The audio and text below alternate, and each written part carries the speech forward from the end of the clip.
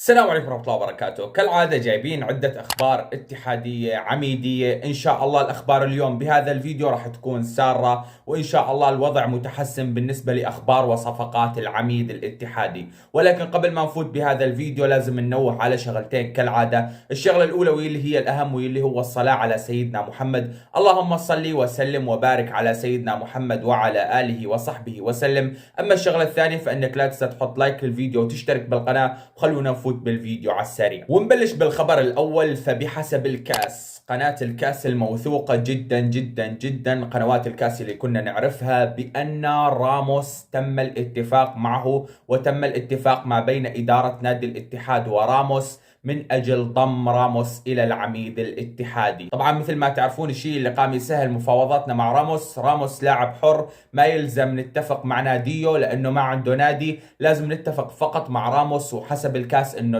الاتفاق هذا تم. طبعا الكاس نفسها نشرت وقالت انه الاتحاد اتفق مع نادي بالميراس واتفق مع مدافع نادي بالميراس غوستافو غوميز من اجل ضمه للعميد الاتحادي. طبعا هذا الاتفاق حصل نعم من ادارة نادي الاتحاد، ولكن حصل قبل ان يتم الاتفاق 100% مع سيرجيو راموس. لذلك الآن إدارة نادي الاتحاد وضعت راموس بالخيار الأول، وإن شاء الله الخيار اللي راح يتم. ولكن لا سمح الله لا سمح الله إذا صار شيء ما احنا حاسبين له حساب، مثل إنه لا سمح الله راموس ما يجتاز الفحوصات الطبية أو تعرقل قدوم راموس لا سمح الله بآخر الدقائق، راح يكون مدافع نادي بالميراس غوستافو غوميز مدافعا لنادي الاتحاد وهو اللي بالخيار الثاني. ولكن حاليا تم الاتفاق وبحسب قناة الكاس على كل شيء، يعني ما بين إدارة نادي الاتحاد وما بين راموس، ليكون راموس لاعبا اتحاديا ومدافعا اتحاديا يذود عن مرمى العميد. وراموس أيضا نشر على حسابه الرسمي مقطع ريلز كان عم يتدرب فيه بشكل منفرد وعمل تاج لنيمار. فهذا الشيء ايضا يشك ويشكك الواحد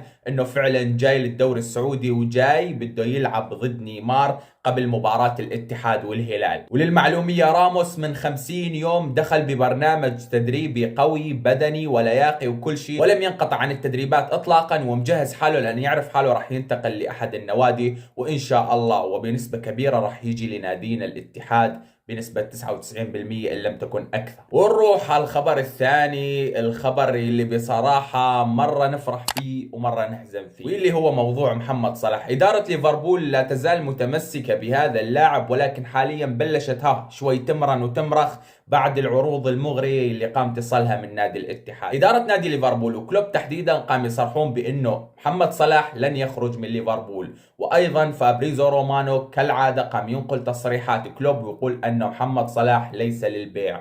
لكن فابريزو رومانو البارحة تم استضافته على قناة SSC السعودية، وشفنا شوي في مرونة بكلامه. كان سابقا يقول محمد صلاح لا يمس أبدا، لكن حاليا فابريزو رومانو يقول هناك سباق من الاتحاديين من أجل الظفر بخدمات محمد صلاح. يعني انه ادارة نادي ليفربول ومحمد صلاح بلشوا يفكرون بعرض الاتحاد. ليش يفكرون بعرض الاتحاد؟ سابقا بالتصريحات الماضية لما كان فابريزو يقول لا يمس والاعلاميين الاوروبيين يقولون محمد صلاح ما راح ينتقل للاتحاد، كان هنالك عرض اقل ماليا من العرض اللي تم تقديمه تقريبا امبارح او اول امبارح.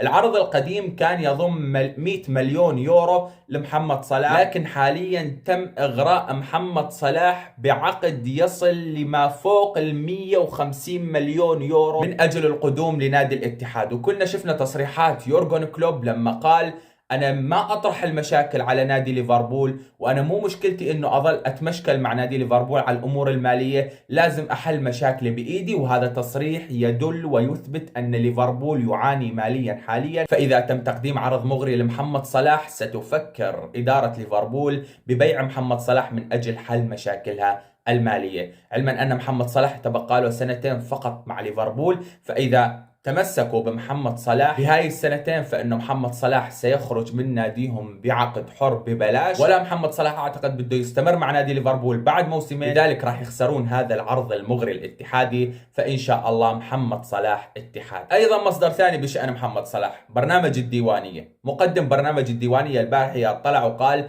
بحسب مصادرنا فإن مباراة نيوكاسل يونايتد أمام ليفربول اللي اليوم راح تلعب عند الساعة 6:30 بتوقيت السعودية ستكون آخر مباراة لمحمد صلاح، وبعد هذه المباراة سينطلق محمد صلاح من ليفربول إلى دبي لإجراء الفحوصات الطبية من أجل الانضمام للعميد الذهبي الاتحادي. فإن شاء الله يا رب يكون محمد صلاح اتحادي. حاليا في مفاوضات، ما في شيء رسمي، ولكن هنالك مفاوضات متقدمة من إدارة نادينا الاتحاد. نروح على الخبر اللي بعده ونتكلم عن مسألة قروهي، محمد العويس والمعيوف. فبحسب صحيفة الرياضية السعودية الأكثر موثوقية في عالم كرة القدم السعودية، فإن نادي الاتحاد قدم عرض للهلال من أجل ضم محمد العويس، ولكن محمد العويس اشترط شرط بأنه يلعب كأساسي، وهذا ما رفضه نادي الاتحاد. وأيضا نادي الهلال اشترط على نادي الاتحاد بأنه يكون محمد العويس مقابل زكريا هوساوي، وهذا أيضا ما رفضه نادي الاتحاد. فنادي الاتحاد مقابل أنه يلعب محمد العويس كأساسي بديل،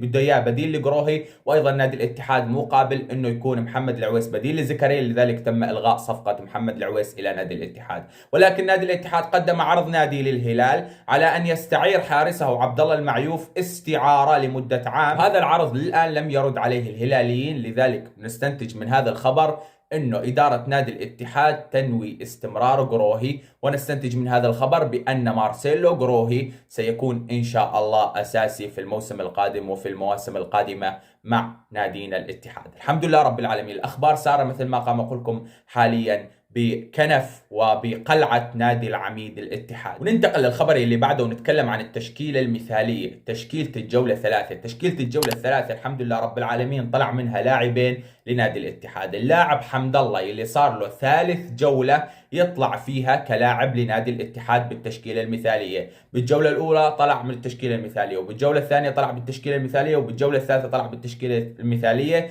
الجولة الثالثة طلع بها بالتشكيلة المثالية اللي لعبت مؤخرا أمام الرياض لما سجل دبل كيك عبد الرزاق حمد الله، طلع فيها بنتيجة 100%، 10 من 10، تقييم كبير يستحقه بصراحة حمد الله. اللاعب الثاني هو الحارس الأسطوري مارسيلو قروهي اللي شارك للجزاء وتألق جدا بمباراة الرياض، يستحق أيضا حارسنا مارسيلو قروهي. وننتقل للخبر الأخير ونتكلم عن رومارينيو. بحسب الكاس فإنه إذا تم ضم مدافع لنادي الاتحاد فسيكون من الأجانب المغادرين لنادي الاتحاد هو رومارينيو. وهذا الشيء مبين أنه إدارة نادي الاتحاد مبلغين رومارينيو بهذا الأمر، لأنه شفنا شلون رومارينيو لما طلع من مباراة الرياض كان قام يصفق ويودع جماهير نادي الاتحاد، وكان يبكي لما جلس على الدكة ويبكي لما خرج. بصراحة رومارينيو أسطورة لن تتكرر في كنف نادي الاتحاد، وسيبقى اسم رومارينيو مرتبط بقلب كل اتحادي. ولكن لكل بداية نهاية، ولكل حقبة رياضية عمل رياضي آخر وأسماء رياضية أخرى، ولكن التاريخ باقي يا رومارينيو، واسمك إن شاء الله باقي في تاريخ العميد الاتحادي ونادي الاتحاد. بس والله هذا كان فيديو اليوم. لا تنسون الصلاة على سيدنا محمد أهم شيء. اللهم صل وسلم وبارك على سيدنا محمد وعلى آله وصحبه وسلم. السلام عليكم ورحمة الله وبركاته.